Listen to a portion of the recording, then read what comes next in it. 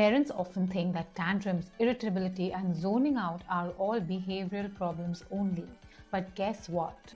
As a psychologist, I can tell you that these are neurological signs of digital overload. In simple terms, it means excessive screen time.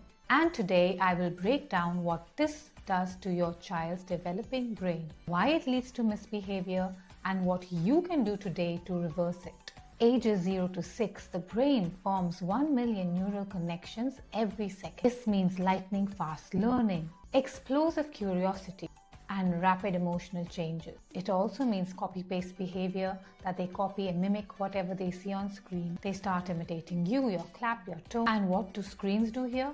They overstimulate the brain. And once their brain gets used to being overstimulated, real experiences understimulate the brain and children get bored very easily. They get wired for that fast dopamine cycle instead of deep focus.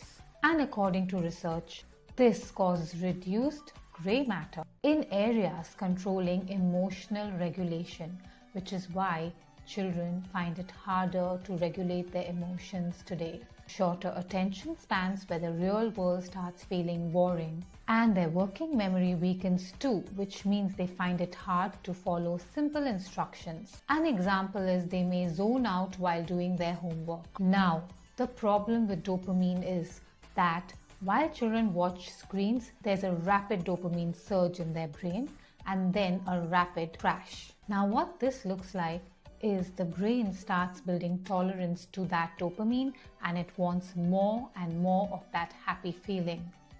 And the only way a child knows how to generate dopamine is by watching screens.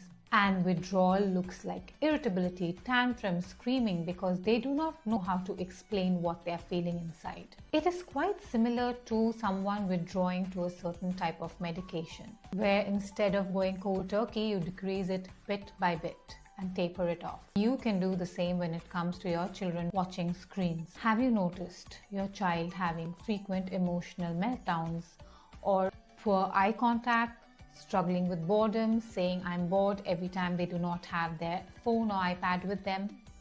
Refusal to do anything that does not involve a screen? You are not alone. And often parents give in to their children asking for screens to avoid facing discomfort themselves. And sure, once in a while it's completely fine to do that, especially when you're overwhelmed.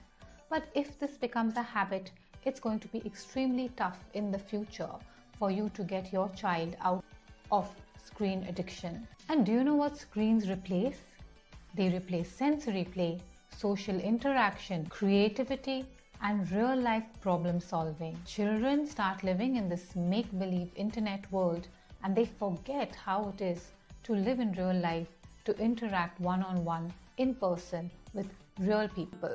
If you find your child facing any of these behavioral issues and you notice that their screen time is more than the recommended amount according to their age, here are a few things you can do about it. Sensory play. This means letting them touch and feel different things.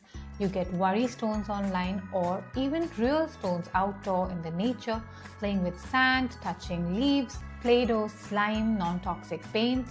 There are so many sensory play toys out there which you can buy or also easily available in nature. Doing puzzles which will release dopamine slowly once the puzzle is complete, or even using Lego blocks. Tech-free mornings and bedtimes are so important and beneficial. Yes, we do live the digital age, and what you can still do with younger children is co-viewing or monitoring what they watch. Slow-paced educational content. Watching shows on TV instead of an iPad or a phone, where a child does not have the access to change the show whenever they want that little dopamine hit. Including the real world more and more into their lives, even if it is done in small doses. Setting a routine for your child and including screen time in that routine where they get to watch only during that allocated amount of time.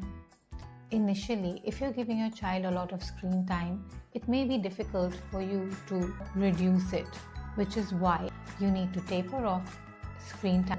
So reducing it by 5 minutes each day and replacing that with a real life activity which your child enjoys or will start enjoying eventually. Your child's brain isn't broken, it's overwhelmed. And thanks to neuroplasticity, with the right inputs, it can reset and rewire.